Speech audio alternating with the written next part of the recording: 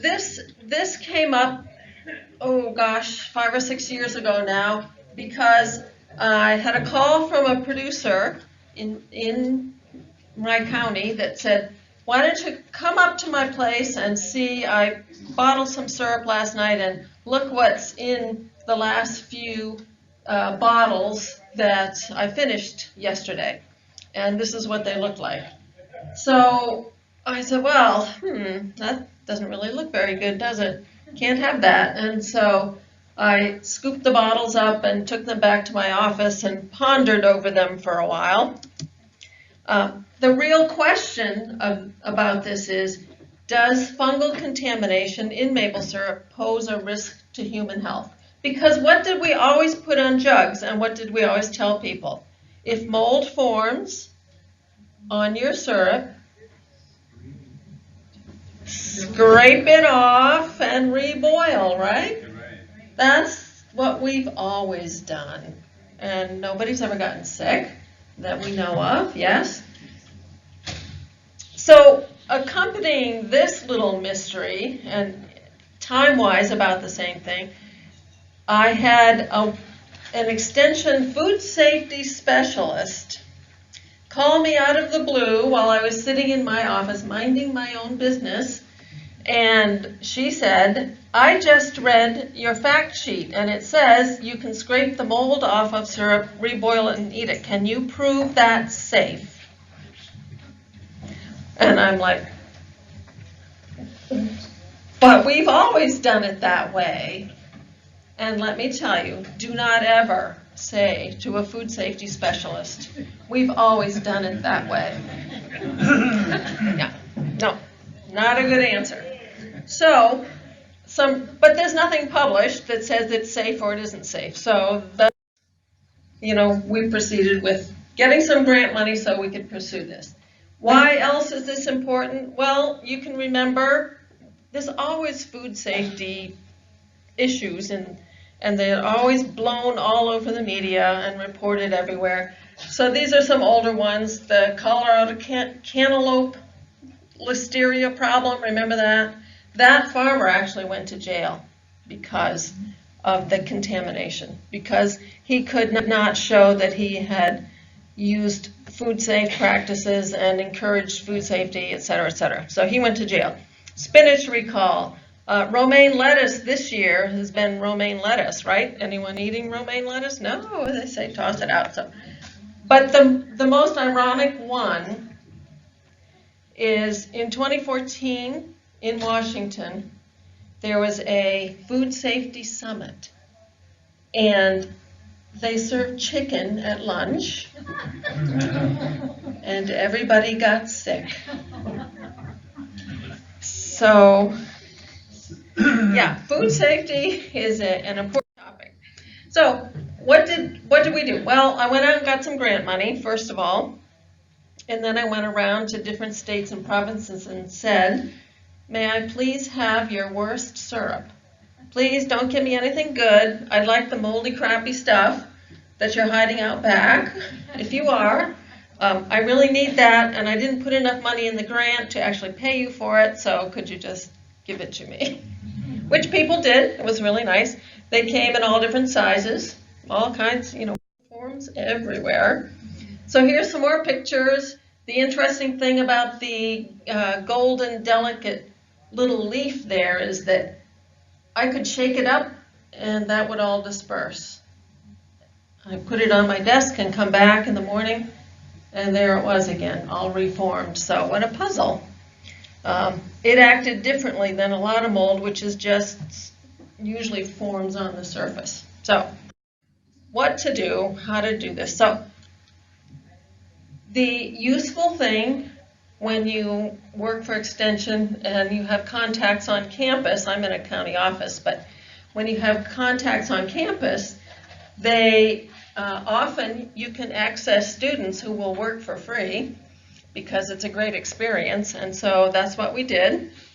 And the students, full disclosure, I did not do this, the students did this. They plated out some of those molds from my collection that I went around and got, grew them out on agar plates so they would look just spectacular like that.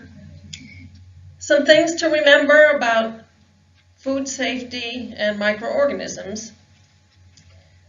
There are bacterial organisms that can cause food illnesses, but mostly many of the microorganisms that cause food safety problems are often fungi.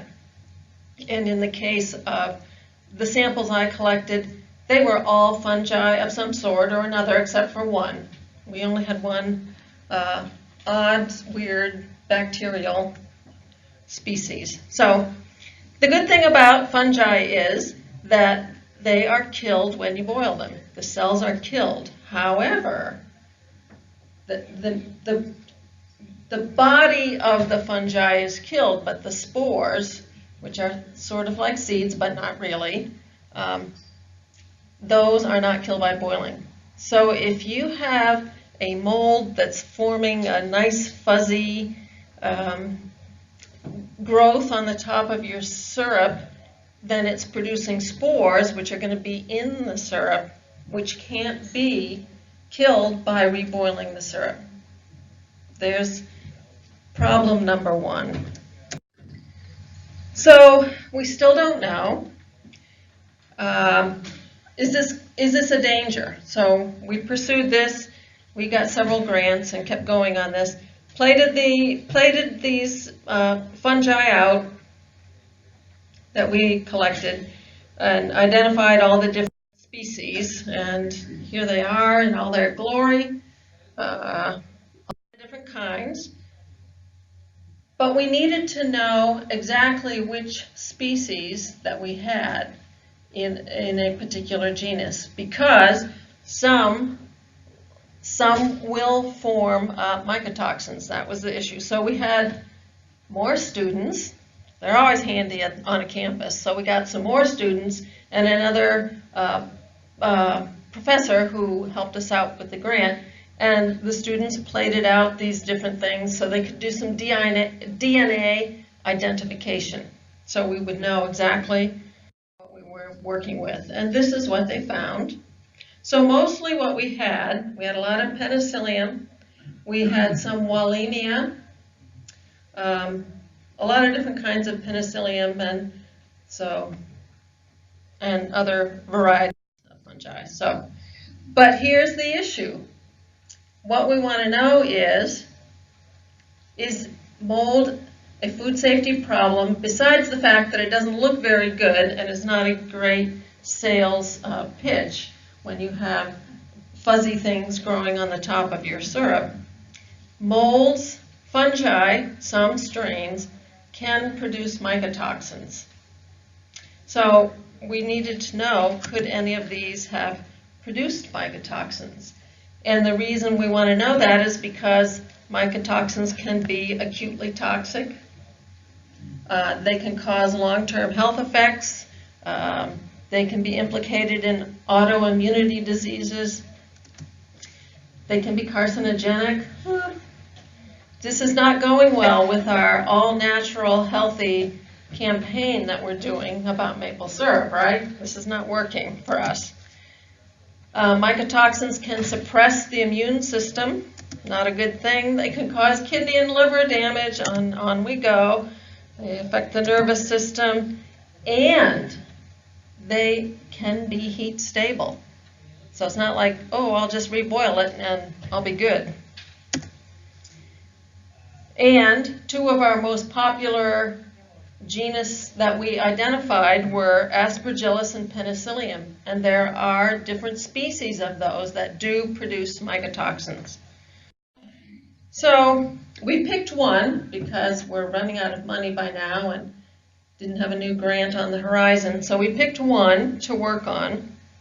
We picked Penicillium brevicompactum because this one is known to produce a mycotoxin. And the one that it produces is mycophenolic acid.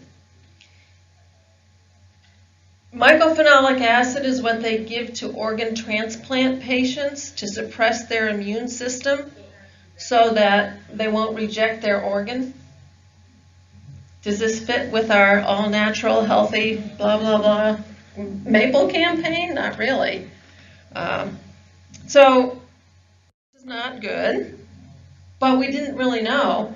Does it grow out enough?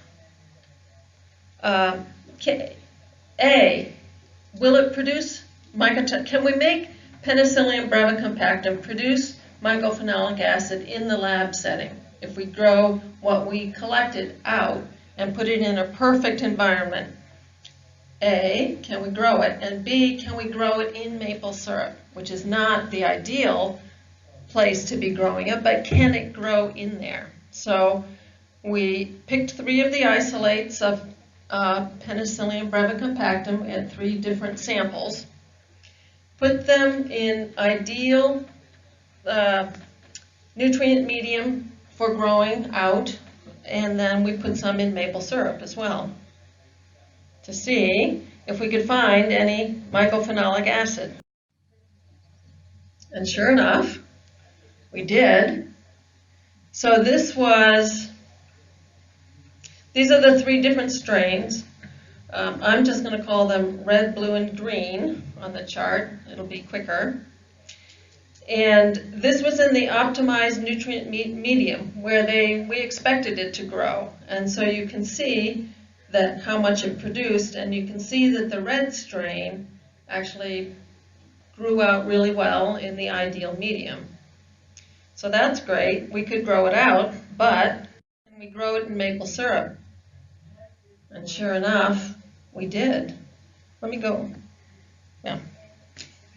So when we put it in the maple syrup, again, it was the red strain, the red line on the graph, that was the most prolific at growing. And you can see the blue strain hardly grew at all.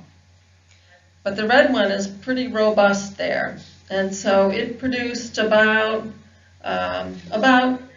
8 micrograms per milliliter of mycophenolic acid. So what's the next question?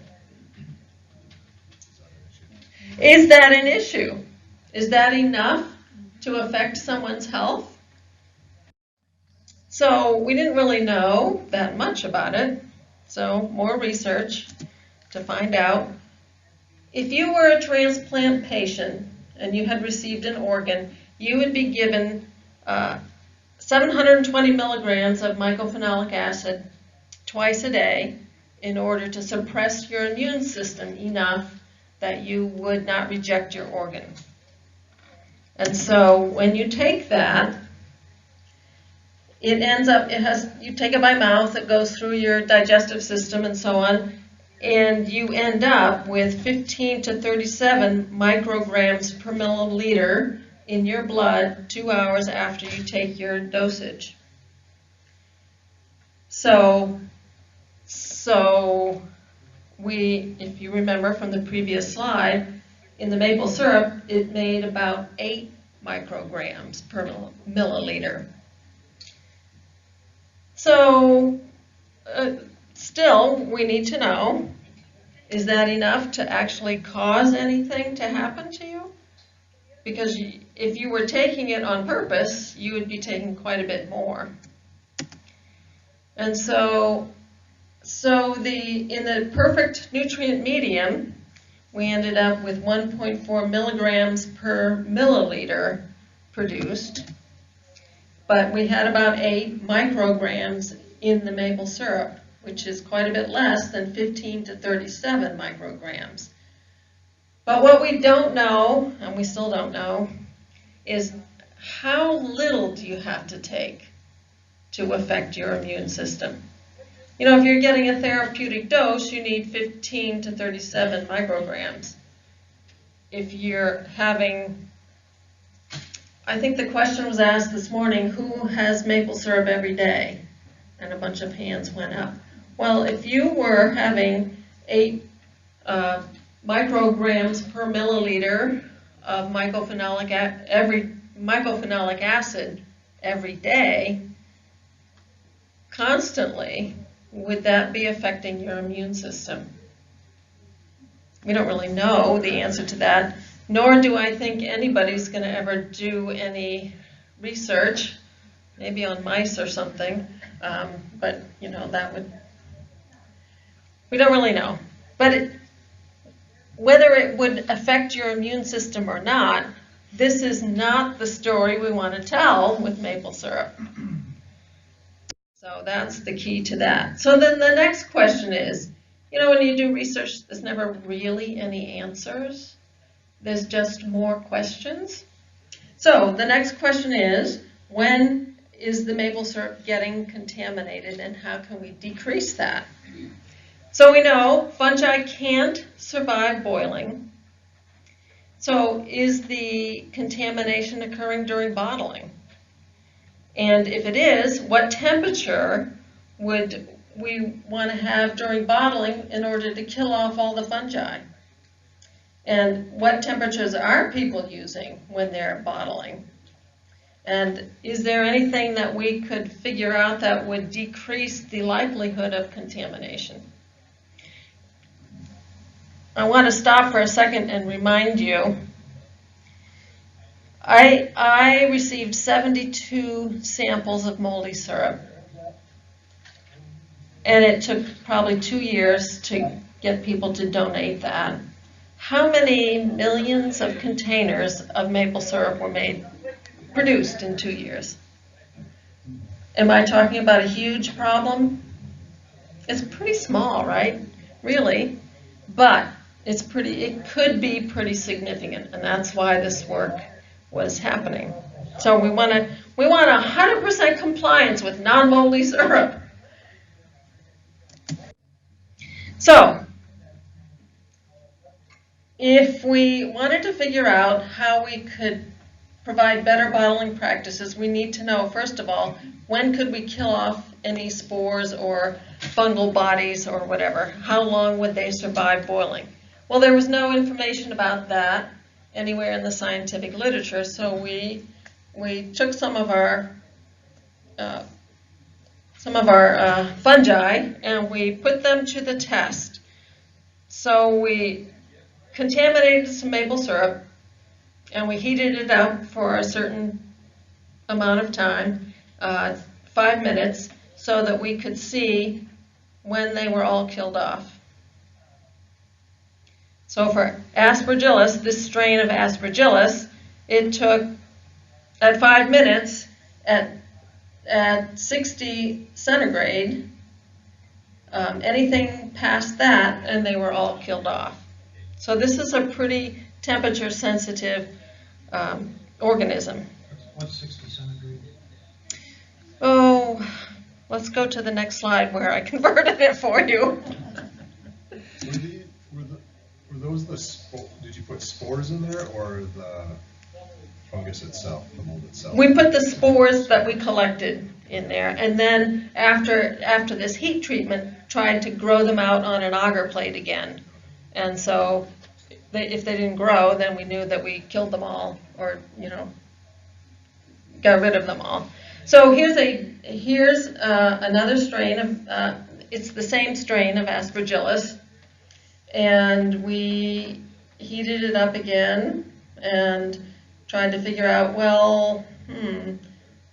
we knew that at 82 C, which is about 180 degrees Fahrenheit, give or take, they were all killed off. So we tested these again to see, in between the 60 C and the 82 C, where were they being killed off? So you can see, really, you have to go, to get a complete kill, you had to go all the way to 82 C. So then we tried to find the temperature limits of Penicillium brevicompactum, because that's the one that was producing the mycophenolic acid. And again, you had to go all the way to 82 C, which is about 180 or so Fahrenheit. And we tested that one for 3 minutes.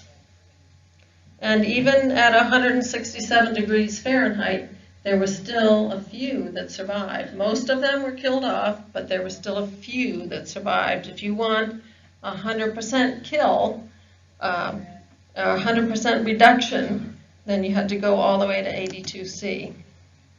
And this is another form of penicillium, another species of penicillium. And that one also, you can see that one had a lot more colonies that survived at 75C, which is 167. And so again, you have to go all the way to 82C, 180 degrees Fahrenheit, to get a complete destruction of the spore. So this is work that the students did. Again, full disclosure. They went through a lot of our other oddball fungal species here and found that some of them you could get complete reduction of anything living at 75C, but most of them you have to take all the way to 180. So most people bottle at 180, yes? Yeah. At least 180, maybe 185. So, you should be good. Unless, you're getting toward the end of the bottling run and the temperature's dropping and so on. That's when, going back to the first two leaves that I showed you on that opening slide, the whole batch that he did was good, except for the last 2 or 3 or 4 of each color grade that he was doing. And so I think that's because the temperature dropped below the 180, unbeknownst, and then the problems arose. So 180 is sort of our temperature we're aiming for to be the minimum when you're bottling. So, yes, question? The other thing that seems important there is that the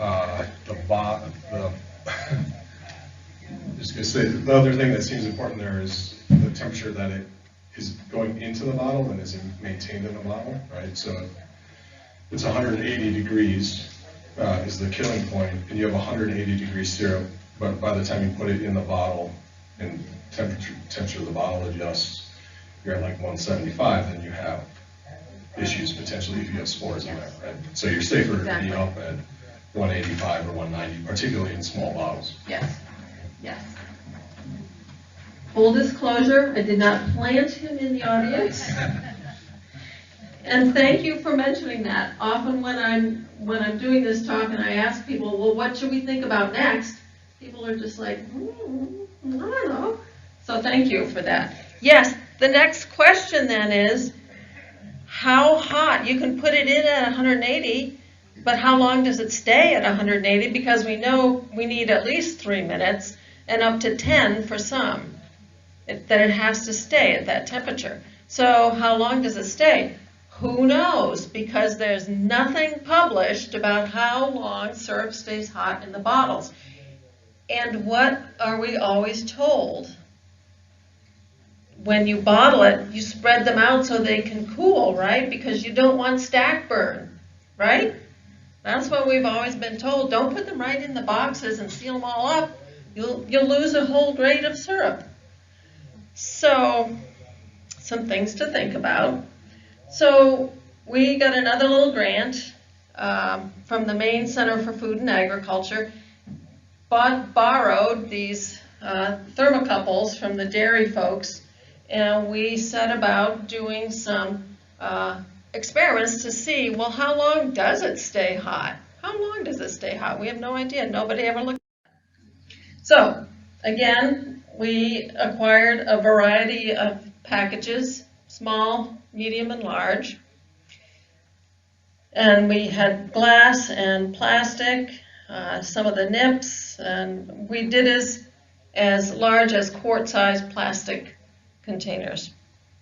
So we heated the maple syrup up to 85C, which is 185 Fahrenheit, and then we had another trial where we heated it up to 90 degrees centigrade, which is 194 Fahrenheit.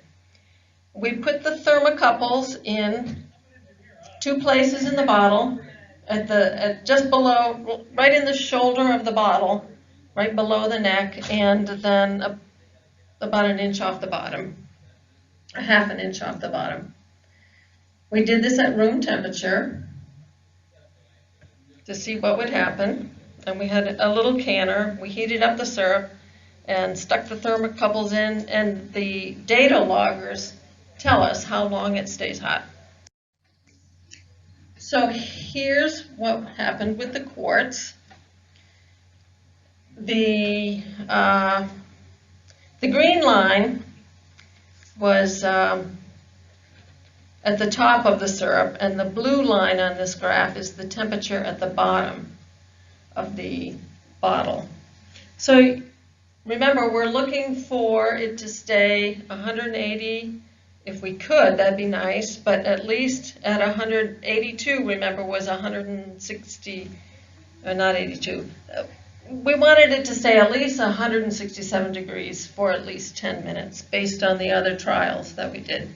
So if you look at the time stamps on the bottom of the graph, the bottom of the quart jug stayed above 75°C for 15 minutes. It was hotter at the top because heat rises, right?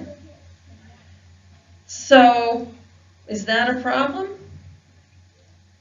Not really in quartz. It stays hot long enough. 15 minutes is well over the time that we needed for it to provide complete control of anything. So yay for quartz. Quartz are really safe. But how about nips? What's a nip? I'm sorry. The nips are the little barrels, the little 40 or 50 mil. Itty bitty? Yeah, little, and you can also get little leaves. Okay. Those little ones that people like for weddings, favors, and that kind of thing. Yeah, tiny, tiny little things, 40 and 50 mils. So these were really problematic, which probably doesn't surprise you. We couldn't even get them filled, get them this far. Oh, it was like filling them here, putting them here on the table, and sticking the thermocouples in. We couldn't even get them from here to here before the temperature had already dropped. I'm sure you're not shocked. Because what is glass? What's the R value of glass? Nothing, right? About 0. I'm sure it has something, but not really much. So, and especially if you had the leaf shape, so you've got 50 mils in a leaf shape, all that glass surface, the heat just goes poof, and it's gone. So the old adage always was, well, I heat up my syrup and I put it into the container hot, so I'm sterilizing the container. Right? That's what we always used to say, right? I'm sterilizing the container by putting hot syrup in it. Yes, maybe for the quartz, definitely no for the nips. Yes, you're putting hot syrup in, but you are not sanitizing the container. Yes? Would it help to boil them first? Put them in boiling water. You guys, Like the old canning people did. That's how everybody Great can. minds think of one. you guys are the greatest audience. You are right on the ball. Okay, so we know nips, no good. They just don't do it. Here's the rest of our trials.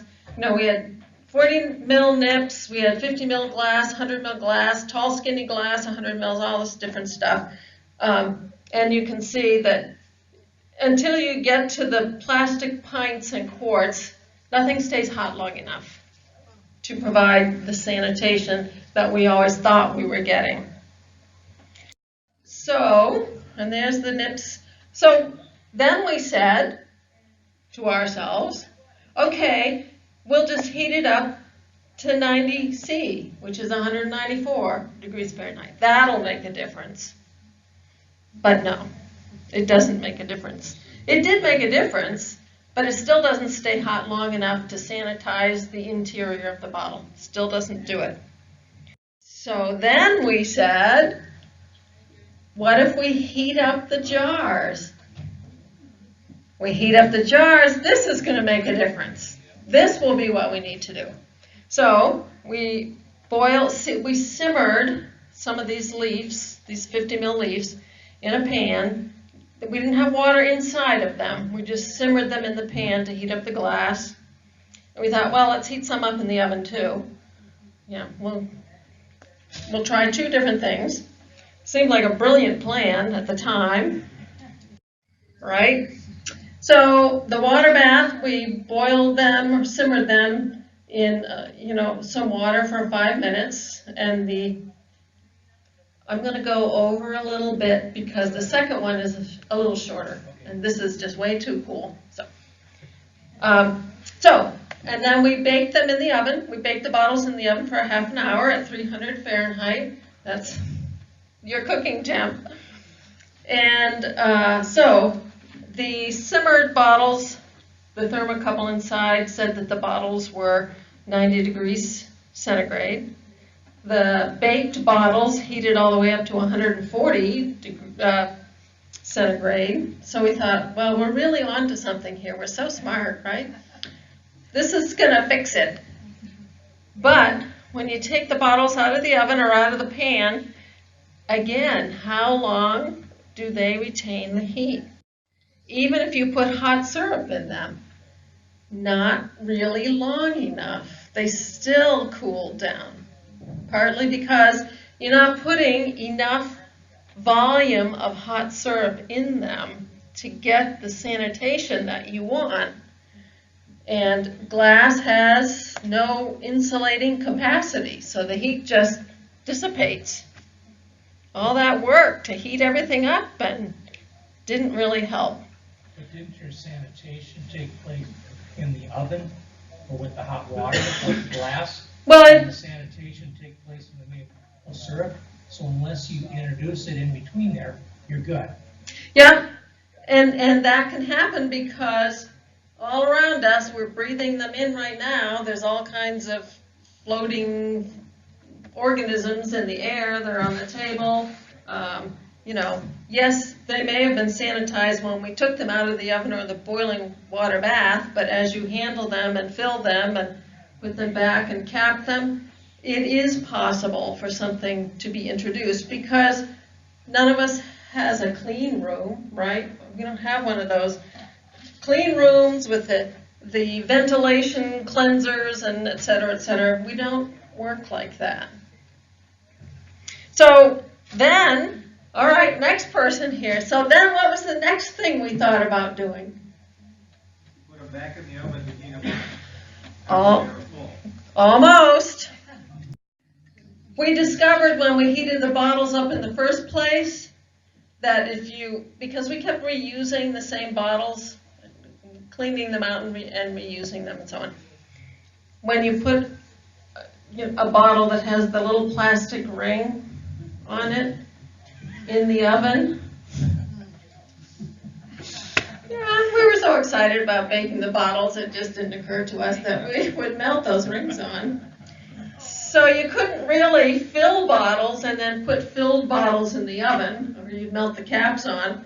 But what else could we do? We could boil them, right. Huh. You got a bottle with a decal on it. Decals in the bottom of the pot. There we go, okay.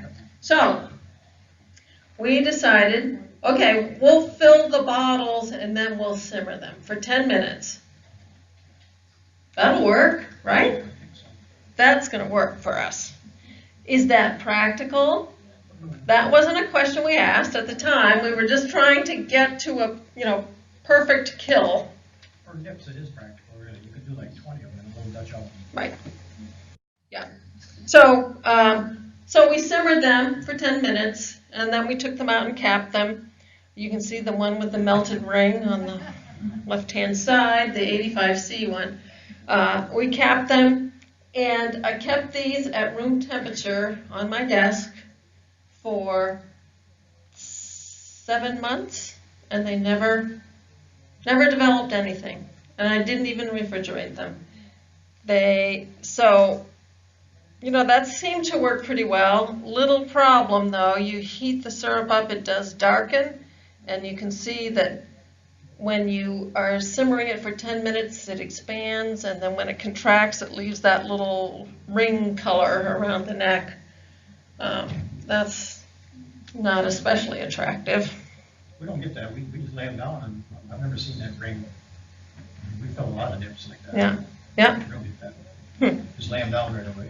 Yeah. Leave them in there till the probe says they're 190 degrees. Mhm. Your rubber glove, pick them out of there, screw the cap on, lay them down. So that works. Works for you. Yeah. Yep. I had someone tell me once, I boil all my little nip bottles, completely immerse them and boil them, and then I said, oh, but you know, density issues, you can never get all that water out. She said, oh no, then I put them in the oven. I'm like, okay, well, it's a lot of work, boiling and then, As soon as you take the bottle out in the air, you got more microbes going in, Right. so it can be as sterile as you want. right, it's now contaminated, right, yeah. Yeah. So the only one that developed mold, and this was about 9 months later, was the one we did run out of caps. I don't know, somehow we lost a cap or something somewhere. We ran out of caps. So this is highly technical. It's a cap. It was capped, but it was one of the caps that had the holes drilled in it for the thermocouple probes. And so I capped it with that and then covered it with highly technical aluminum foil. But it still took 8 months for the mold to develop. So I think, you know, that could be a possibility that could be workable. We can talk about that in a minute too, but from some of this work, which could be continued by someone else, we ran out of grant money, but there's more grant money out there, and somebody could take this work up as well and test all those other potential mycotoxin producing species. But in a practical sense, we can never completely eliminate fungal contamination because we're not all going to build very technical, completely food safe production areas. We're just not going to do that. So in the rare case, if you do have a bottle that produces mold, for your own benefit as a producer, you should probably discard that bottle or at least remove it from retail sale. Excuse me. And there's 2 reasons for that. One is that you don't know what organism it was. It's too expensive to bother testing to find out what it was. You don't know if it was in there long enough to produce anything, if it even would produce something. And so rather than expose yourself to any risk, if you want to scrape the mold off and reboil it and eat it yourself, that's one thing. But you should not sell it into the retail market because you don't know. And should somebody ever get sick from that and they came back to you and said, you sold me bad syrup, you would not have a leg to stand on. And the other reason is, for some reason, people seem to be much more allergic these days than they ever have been before. And there are people that have severe mold allergies. And since everything that we could identify was, except for one, was some form of mold, you don't ever want to give something to somebody because you don't know if they're one of those people that has a severe mold allergy. And you don't want them experiencing some kind of extreme reaction because they consumed your syrup. So, you know, toss it or at least remove it from sale. Take extra care when you're bottling those little nips. You're all doing a great job, and quarts aren't the problem. Quarts and anything larger are not really a problem. keep everything as clean as possible. You can't reduce microbial growth. They're just everywhere. But be as clean as you can. And this is how big the problem can get. That is one aspergillus head. Each one of those, that's a microscopic view of an aspergillus that formed a mold mat on top of syrup. So that's one of the group of fuzzy things that are on the syrup. Each one of those can produce 10,000 spores, and you can have 100 to 200 of those in a 1/16 by 1/16 square inch of fuzzy mold on your syrup. So if you have 100 to 200 that are each producing 10,000 spores, that's 1 to 2 million spores. So there's way too many of them. You can't fight them all. So one tiny drop can produce a lot of trouble. Keep your workspace clean and clean wherever syrup accumulates, and you'll reduce the potential for contamination.